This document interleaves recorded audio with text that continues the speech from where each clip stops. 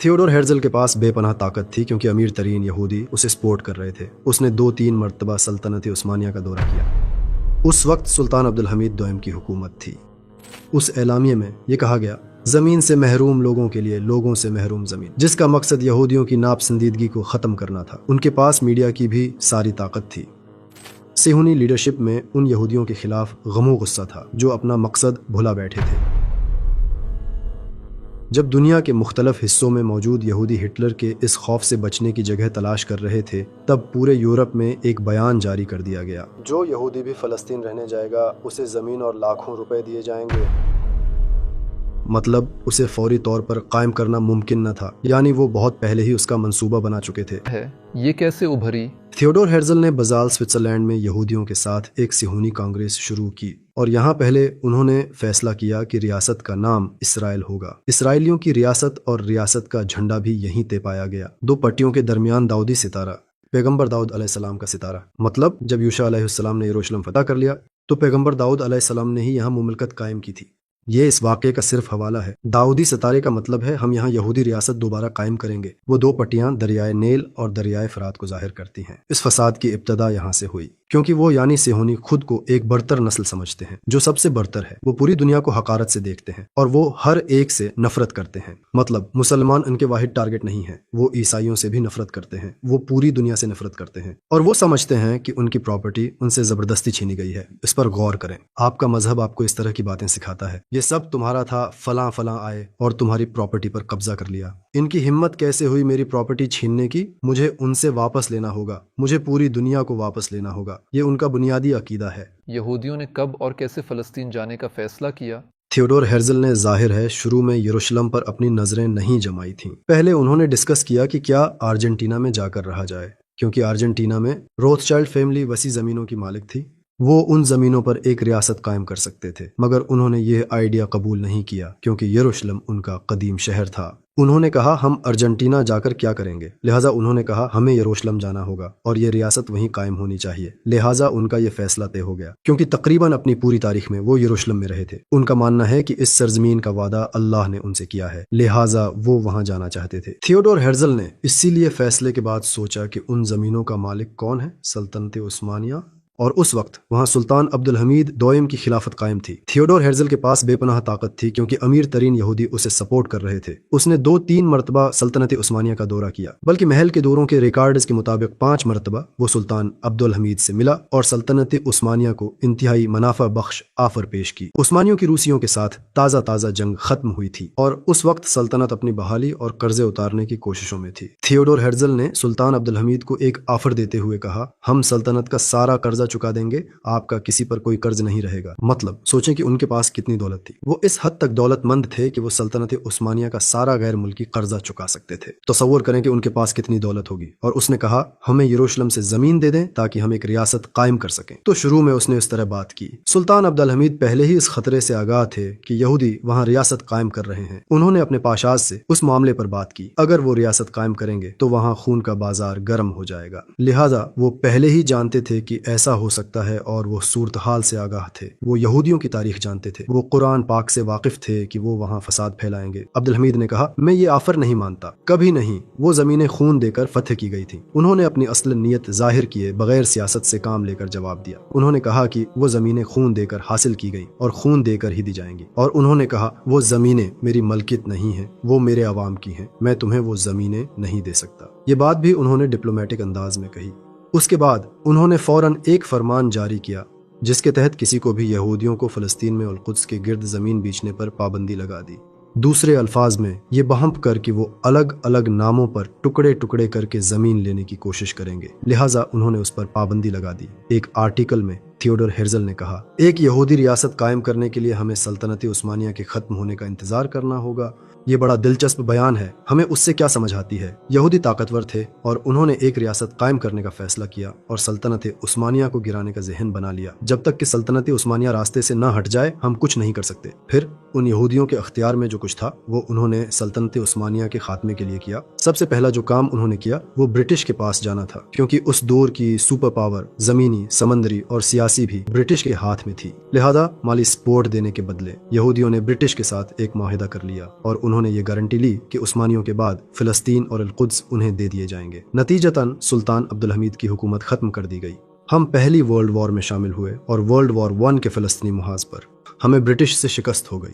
اس کے بعد جب برٹش نے فلسطین پر قبضہ کر لیا تو انہوں نے یہودیوں کے ساتھ اپنا معاہدہ نبھایا۔ دلچسپ بات یہ کہ یونائٹڈ کنگڈم نے کسی اور ملک کے ساتھ ایسا کبھی نہیں کیا تھا، مگر یہودیوں کے لیے انہوں نے وعدہ نبھایا۔ انہوں نے یورپ سے ان تمام یہودیوں کو بلا لیا جو فلسطین جانا چاہتے تھے۔ پھر بیلفورٹ ڈکلیریشن کا اعلان ہوا۔ یہ ایک مشہور منسٹرز ڈکلیریشن ہے۔ اس ڈکلیریشن میں یہ کہا گیا، زمین سے محروم لوگوں کے لیے لوگوں سے محروم زمین، جس کا مقصد یہودیوں کی ناپسندیدگی کو ختم کرنا تھا۔ ان کے پاس میڈیا کی بھی ساری طاقت تھی۔ انہوں نے سلطان عبدالحمید دوئم کے خلاف سب کو بھڑکایا اور ان کا تختہ الٹ دیا۔ انہوں نے یورپ میں یہودیوں کے لیے ہمدردیاں پیدا کرنے کی کوشش کی۔ وہ اس طرح کے خیالات پیش کرتے کہ یہ لوگ مظلوم ہیں اور انہیں بھی ایک ریاست قائم کرنے کا حق ہے۔ انہوں نے یہودیوں کو رفتہ رفتہ فلسطین میں بسانا شروع کر دیا۔ اس کے بعد سے یہودی فلسطین میں بستے رہے اور برٹش سپاہی وہاں گشت کرتے رہتے تھے۔ کیوں؟ انہوں نے یہودیوں کو تحفظ دیا کہ کہیں کوئی مسلمان یا دیگر گروپ انہیں نقصان نہ پہنچائے۔ لہذا برٹش سپاہیوں نے وہاں یہودیوں کی زندگی، عزت اور پراپرٹی کی حفاظت کی تاکہ یہودیوں کو کوئی نقصان نہ پہنچے اور یہودی وہاں ہجرت کرنا جاری رکھ سکیں۔ مگر بہت کم یہودیوں نے وہاں جانے کا فیصلہ کیا۔ ہاں، انہوں نے سوچا ہم ایک ریاست قائم کر سکتے ہیں، ہاں ہم اپنے مقصد میں کامیاب ہو سکتے ہیں، مگر بہت سے یہودیوں نے اس پر یقین نہیں کیا۔ محکومیت اور ذلت کے تقریباً 2000 سال بعد ہمارے لیے ایک ریاست بنانا یا طاقت حاصل کرنا ممکن نہیں۔ یہ انہیں ایک خواب لگتا تھا۔ مطلب میں عام لوگوں کی بات کر رہا ہوں، صاحب اختیار لوگوں کی نہیں۔ بہت سے عام لوگ خود کو مصیبت میں ڈالنا نہیں چاہتے تھے۔ ذرا غور کریں، آپ کا اپنا بزنس ہو اور آپ سیٹلڈ ہوں، یورپ میں آپ کی ایک مخصوص زندگی اور رہائش گاہ ہو، پھر آپ سب کچھ چھوڑ کر فلسطین چلے جائیں، وہاں آپ زیرو سے اپنی زندگی دوبارہ شروع کریں۔ یہودی یہ نہیں چاہتے تھے، اس لیے فلسطین کی طرف زیادہ ہجرت نہیں ہوئی۔ لہٰذا برٹش اور سیہونیت سے میری مراد تھیوڈر ہیرزل ہے، اور اندرونی سرکل کے لوگ جو چاہتے تھے وہ نہیں ہوا۔ یہودی وہاں نہیں گئے۔ اس موقع پر انہوں نے سوچا یہ ہمارے کاز کے ساتھ غداری کر رہے ہیں۔ انہوں نے غم و غصہ محسوس کیا۔ ہم انہیں اس سرزمین میں بلا رہے ہیں جس کا ہم سے وعدہ کیا گیا ہے اور یہ آتے نہیں۔ کوئی بھی خود کو مصیبت میں ڈالنا نہیں چاہتا تھا۔ کچھ عرصے بعد یہ کاز بھلا دیا گیا۔ کئی صدیاں گزر چکی۔ صہیونی قیادت میں ان یہودیوں کے خلاف ناراضگی تھی جو اپنا کاز بھلا بیٹھے تھے۔ ان حالات میں ایک واقعہ ہوا۔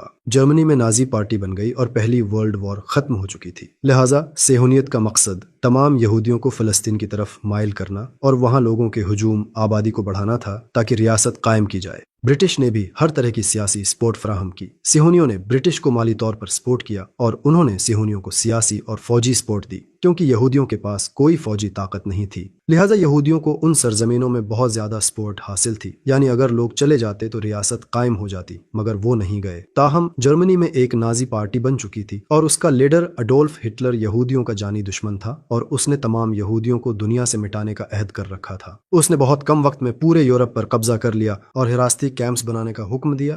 وہ یہودیوں کا بدترین دشمن تھا اور انہیں جمع کر کے ہر طرح کے ٹارچر کا نشانہ بناتا، جن میں زندہ جلانا بھی شامل تھا۔ اس سے دراصل صہیونیت کو فائدہ ہوا۔ کیوں؟ کیونکہ وہ تمام یہودی جو ہٹلر کے ظلم سے خوفزدہ تھے، انہوں نے سوچا کہ وہ یورپ میں نہیں جی سکتے، اور آپ جانتے ہیں کہ ہٹلر نے روس پر بھی حملہ کیا تھا۔ لہٰذا روس کے ان یہودیوں نے بھی یہی سوچا۔ جب دنیا کے مختلف حصوں میں موجود یہودی ہٹلر کے اس خوف سے بچنے کی جگہ تلاش کر رہے تھے، تب پورے یورپ میں ایک بیان جاری کر دیا گیا۔ اس بیان میں کیا تھا؟ جو یہودی بھی فلسطین رہنے جائے گا اسے زمین اور لاکھوں روپے دیے جائیں گے۔ یہ آفر صرف فلسطین جانے والوں کے لیے ہے۔ یہ معلومات کتابچوں کی شکل میں تقسیم کی گئی۔ ظاہر ہے کہ ہٹلر کا خوف وہ اصل وجہ تھی جس کے باعث وہ نکلے، کیونکہ یہاں ہمیں ذبح کیا جا رہا ہے، ہمیں جان بچا کر بھاگنا ہوگا۔ ہم کہاں جائیں گے؟ فلسطین۔ اس طرح لوگوں نے بحری جہاز کے ذریعے بڑی تعداد میں یورپ سے فلسطین ہجرت کرنا شروع کی۔ ان ہجرتوں کے بعد فلسطین میں یہودیوں کی ایک بڑی آبادی ہو گئی۔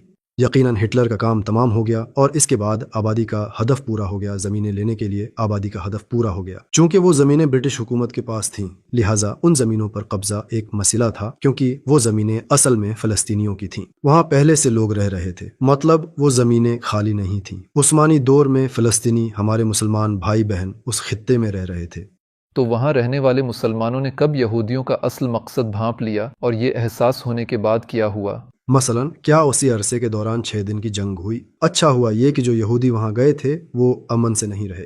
ब्रिटिश ने एक यहूदी ऑर्गेनाइजेशन बनाई जिसका नाम हगाना था। उन्होंने सोचा हम यहाँ एक यहूदी रियासत बनाने जा रहे हैं, मगर हमें मुसल्लह अफवाज की जरूरत है। एक रियासत बनाने के लिए हमारे पास आर्मी होनी चाहिए। हागाना ऑर्गेनाइजेशन इसराइली आर्मी की बुनियाद है। उन्होंने वहाँ जुल्म और ज्यादतियां भी की। सेहूनियत ने खत्म हो जाने वाली इब्रानी जबान को बहाल किया। उन्होंने कदीम तहरीरों से अपना कनेक्शन पैदा करने की भरपूर कोशिश की और एक कौम होने का एहसास पैदा किया। और ऐसा कितने सालों तक चला? फर्ज करें ये 1918 की बात है तो ये 30 साल तक चला। उन 30 सालों के दौरान वहाँ बहुत सी चीजें उन्होंने की और तभी मुसलमान को यह एहसास होना शुरू हुआ। इसी दौरान यहूदियों ने खुद को मुसल्लह करना शुरू किया। मुसलमानों को एहसास हो गया कि उनके मकासद कुछ और हैं। उन्हें एहसास हो गया कि यहूदी यहाँ हमेशा के लिए आए हैं, वो कब्जे के लिए आए हैं। उस लम्हे फिलिस्तीनी जाग गए और जमीनें बीच न रोक दें। अब मजीद कोई समझौता नहीं किया गया और हागाना ऑर्गेनाइजेशन के उन मुसल्लह यहूदियों के खिलाफ फिलिस्तीनियों ने भी असलहा उठाना शुरू कर दिया। वहाँ मुसल्लह झगड़े हुए। ये झगड़े 1948 तक जारी रहे और वहाँ ब्रिटिश फौज भी मौजूद थी जिसने मुकम्मल तौर पर यहूदियों को तहफ़्फ़ुज़ दिया। यहूदी इस एतमाद के साथ लड़ रहे थे कि ब्रिटिश सिपाही उनकी मदद कर रहे हैं। दर हकीकत आज भी बिल्कुल यही हो रहा है। वो गजा पर हमला करते हैं और अमरीकी नेवी फौरन उनकी मदद को आ जाती है। तब भी ऐसा ही था। उन्होंने ब्रिटिश सिपाहियों की मदद से हमले किए। अगर ब्रिटिश सिपाही उस मामले से अलग रहते तो हम देखते कि वो कैसे वहां जी पाते। मैं मजीद ये कहना चाहूंगा कि ब्रिटिश फोर्सेस ने इन फसादात को बेइंसाफी के साथ दबाया। ये मेरा बच्चा है, जरा शरारती बच्चा है, फिर वो लड़ाई खत्म कर देते। वो बज़ाहिर गुस्सा दिखाते मगर पसे पर्दा वो कह रहे होते वेल डन। 1948 तक यहूदी वहां तमाम ऑर्गेनाइजेशंस कायम कर चुके थे और फिर पूरी दुनिया के सामने ये ऐलान कर दिया कि वो एक रियासत कायम कर चुके हैं जिसका नाम इसराइल है। जो रियासत उन्होंने कायम की उसमें पूरी फिलिस्तीनी जमीन शामिल थी। जैसे ही उन्होंने इसराइली रियासत का ऐलान किया, इसराइल के आसपास तमाम मुसलमान अरब रियासतों ने जंग का ऐलान कर दिया। इराक, शाम, लबनान और मिस्र ने। यह दरअसल वाज़ेह था कि यही ममालिक इसराइल के खिलाफ जंग का ऐलान करेंगे। वैसे इसराइल इनसे लड़ने के लिए तैयार था। ये 1948 का ही जिक्र है। वो इतने मुख्तसर अरसे में अपनी हुकूमती ऑर्गेनाइजेशन कायम न कर सकते थे, मतलब उसे फौरी तौर पर कायम करना मुमकिन न था, यानी वो बहुत पहले ही उसका मंसूबा बना चुके थे। हम सुल्तान अब्दुल हमीद दोयम के दौर की बात कर रहे हैं। ये तभी उसका मंसूबा बना चुके थे। उनका ऑर्गेनाइजेशनल स्ट्रक्चर पहले से ही तय था कि कौन सा महकमा कौन संभालेगा, क्योंकि इतने मुख्तसर वक्त में वो एक मुकम्मल फ़आल रियासत बन गए थे। फौरन ही वहाँ तालीमी इदारे बन गए, जैसे सब कुछ रेडीमेड पैकेज हो। फिर कहूंगा ये मंसूबे बहुत पहले बना लिए गए थे, मगर उनकी मदद उस वक्त की ताकतवर तरीन फौजें कर रही थीं। उन्हें हर तरह की सपोर्ट मिली। उनकी इंटेलिजेंस सरगर्मियां बहुत मजबूत थीं। वो ममालिक अंदर ही अंदर खोखले होते गए और वहां बहुत सी चालें, दाव पीच और इंटेलिजेंस सरगर्मियां अपनाई गईं और उनके दरमियान वक्फे वक्फे से जंगें होती रहीं। 1967 में एक बहुत बड़ी जंग हुई और फिर 1973 में हुई। उस खत्ते के अरब ममालिक इसराइल के साथ मुसलसल जंग करते रहे और हमेशा इस जंग से अरबों को ही नुकसान उठाना पड़ता, क्योंकि उनकी तमाम ताकतें कमजोर पड़ गई थीं। मतलब इन जंगों के दरमियान उनका ऑर्गेनाइजेशनल स्ट्रक्चर लड़खड़ा गया था। जैसे इसराइल उनको जानबूझकर अपने साथ लड़ा रहा हो, जैसे वो कह रहा हो कम ऑन मेरे पास आओ, मैं तुम्हारी ताकत तबाह कर दूंगा। तुम मेरे टुकड़े करना चाहते हो, मैं भी तुम्हारी ताकत तबाह कर दूंगा। जैसे कि मिस्र उस वक्त एक अजीम ताकत थी और उन्होंने मिस्र को खत्म कर दिया। उन्होंने मिस्र की सारी फौजी ताकत तबाह कर दी। इराक के साथ भी यही हुआ। यहाँ हमने हमेशा गलत अंदाजे लगाए। नील और फिरात के दरमियान जमीन खतरे में है। हमने सोचा कि दूसरी जगहों के लिए कोई खतरा नहीं है। तुर्किया के कुछ हिस्से भी उस रीजन में हैं, फुरात के बॉर्डर के अंदर हैं, मगर हम गलती पर हैं। जैसा कि मैंने पहले कहा, वो पूरी दुनिया पर हुकूमत चाहते हैं। क्या मिडल ईस्ट में ये बदअमनी जारी रहेगी? इसका खात्मा कैसे होगा? मसनवी में एक हिकायत बयान की गई है। किसी मुल्क में एक आलिम, एक वली रहते थे। ये शख्स बहुत सखी थे, जो बहुत ज्यादा खैरात करते थे। वो ताजरों से बहुत सी रकम उधार लिया करते। वो उस सारी रकम को नेक कामों में इस्तेमाल करते। उन्हें अल्लाह पर भरोसा था। अल्लाह ने उन्हें माल व ज़र से नवाजा था और वो इससे अपना तमाम कर्जा चुका देते। उन्हें कभी कोई मसला नहीं हुआ। एक दिन वो बीमार हुए और बिस्तर मर्ग पर जा पहुंचे। ये एक संगीन बीमारी थी। लोग उन बुजुर्ग से मिलने उनके घर आए, मगर आने वालों में ज्यादातर लोग वो थे जिनका उन पर कर्ज था, यानी वो दरअसल कुछ कहे बगैर अपने कर्ज का मुतालबा करना चाहते थे। वो आपस में बात कर रहे थे कि वो बिस्तरी मर्ग पर पड़े एक शख्स से रकम की वापसी का मुतालबा आखिर कैसे करें। बुजुर्ग ने उनकी बातें सुन ली। वो बोल रहे थे, इन पर मेरा इतना कर्ज है, इन पर मेरा इतना कर्जा है, अब उसे कौन अदा करेगा, ये कैसे होगा। वो अल्लाह वाले ये सुनकर बहुत गमजदा हुए। उन्होंने सोचा एक आलिम मर रहा है। जैसा कि कहा जाता है एक आलिम की मौत, आलम यानी दुनिया की मौत है, ये इंतहाई अहम बात है। उन्होंने सोचा बजाय उसके कि एक अल्लाह वाले, एक अल्लाह के वली के जाने पर ये अफसोस करते। इन्हें अपनी रकम की पड़ी है। उसी वक्त बाहर से एक बच्चा गुजरा। वो मिठाई बनाता था और हलवा बेच रहा था। जब बच्चा वहां से गुजरा तो उन्होंने अपने शागिर्द से कहा, बच्चे को बुला लो। उन्होंने बच्चे को बुलाया। बुजुर्ग ने कहा, इन सबको अपनी मिठाई खिलाओ। फिर बच्चे ने सब में मिठाई तकसीम की। सब ने खाई। जाहिर है सारी मिठाई खत्म हो गई। बच्चा खुश था कि उसकी सारी मिठाई खत्म हो गई थी। अब उसे घूम फिर कर उसे बेचने की जरूरत न थी। वो सोचने लगा कि अपने मालिक के पास पूरे दिन की कमाई लेकर जाएगा। वो मिठाई के बदले बुजुर्ग से पैसे चाहता था। उन्होंने कहा, यहाँ पैसे नहीं हैं। बच्चा हैरान हुआ, क्या मतलब कि यहाँ पैसे नहीं हैं? कहाँ हैं पैसे? मैंने मिठाई तकसीम की, सबने उसे खाया। बुजुर्ग ने कहा, अब पैसे नहीं हैं, चले जाओ। जब उन्होंने ये कहा तो बच्चा रोने लगा। उस वक्त ताजिर गुस्से से बड़बड़ाने लगे, मुड़ते हुए, इनके पास पैसे नहीं हैं और इन्होंने बच्चे के पैसे भी खा लिए। इन्होंने हमारे साथ भी यही किया। जब लड़के ने रोना शुरू किया तो सब लोग बहुत गुस्से में आ गए। उन्हें गुस्से में देखकर लड़के ने अपनी ट्रे जोर से जमीन पर फेंकी और कहने लगा, मैं अपने मालिक से क्या कहूंगा? मेरा सारा हलवा खत्म हो गया। वो मुझसे पूछेगा, तुमने उसका क्या किया? वो मुझे ये कहेगा, वो कहेगा। लड़के ने रो रो कर घर सर पर उठा लिया। उसी वक्त किसी ने दरवाजे पर दस्तक दी। उन्होंने दरवाजा खोला। कौन है? बुजुर्ग ने पूछा। कौन है? एक आदमी था, कह रहा था, एक मुसलमान ने आपको अपनी ज़कात भेजी है। बुजुर्ग पर इन तमाम लोगों और मिठाई का कितना कर्ज था? 4000 लिरे। उन्होंने पूछा, ज़कात में कितनी रकम है? क्या ये 4000 है? मसलन आज की करेंसी में 4000 लिरे। उन्होंने कहा, हर एक को उसका हक दे दो, बच्चे के पैसे भी अदा कर दो। उन्होंने हर एक से कहा, अब जाओ। जाहिर है हर एक समझ गया कि यह अल्लाह का एक मौजज़ा था। उन्होंने कहा, हमने ये किया, हमने इतने बड़े अल्लाह वाले की तौहीन की। जब हर कोई शर्मिंदा था तो बुजुर्ग ने उनसे कहा, तो इससे तुमने क्या सीखा? इस रकम को आखिरकार मेरे पास आना ही था, ये तकदीर में लिखा था। अल्लाह की रहमत हम तक जरूर पहुंचती है, मगर उसका एक वक्त मुकर्रर होता है। इसमें भी कुछ वक्त लगा। जब तुमने मेरे कर्जों के मुतालिक बात शुरू की, जब तुमने मेरे खिलाफ बातें शुरू की, चूंकि तुम्हें मेरी बुराई या गैबत नहीं करनी चाहिए थी, लिहाजा ये बच्चा मुझे बचाने के लिए आ गया। मैंने इस लड़के की मिठाई खरीदी। जब मैंने पैसे नहीं दिए तो इसने रोना शुरू कर दिया। इस बच्चे का रोना इस रकम की फराहमी में जल्दी का सबब बना और ये बिल्कुल वक्त पर मुझे मिल गई। मैं तुम्हारी रकम दे चुका हूँ, अब जाओ और मैं भी तुम्हें खुदा हाफिज कहूँगा। जैसे उस बच्चे के रोने ने अल्लाह की रहमत को करीब बुला लिया, इसी तरह ये जुल्म व सितम भी बहुत जल्द अल्लाह का गजब लाएगा। लिहाजा आज गजा में उन बच्चों का रोना, उनकी चीखें, शहीद होने वालों की चीखें अल्लाह के गजब को बहुत जल्द लाने का बायस बनेंगी। वो लोगों पर जितना जुल्म करेंगे, उनके मुसीबत के दिन इतनी जल्दी आएंगे और इंशाअल्लाह बहुत जल्द हम सब देखेंगे कि इसराइल की रियासत अपने जुल्म की वजह से बाकी नहीं रहेगी। जैसा कि अल्लाह ने कुरान पाक में फरमाया है, उन्होंने पहले एक फसाद मचाया, फिर दूसरी बार फसाद मचाया और अब ये तीसरी बार है। अल्लाह ने फरमाया, अगर तुम फिर वही करोगे तो हम भी दोबारा वही करेंगे। सयहूनी इसराइली काज के लिए पूरी दुनिया में फसाद मचा रहे हैं और गजा के मासूम शहरी उसकी कीमत चुका रहे हैं। और मुझे उम्मीद बल्कि पक्का यकीन है कि बहुत जल्द इसराइल की रियासत पर एक बहुत बड़ी आफत आएगी और इसराइली रियासत खत्म हो जाएगी। हमारा रब हमें वो दिन देखने की खुशी अता फरमाए।